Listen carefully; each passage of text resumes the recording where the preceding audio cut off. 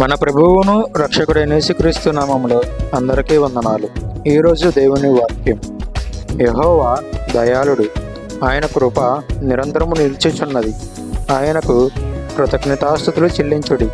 కీర్తనల గ్రంథము 118వ అధ్యాయం 29వ వచనం. సిద్ధపడుదా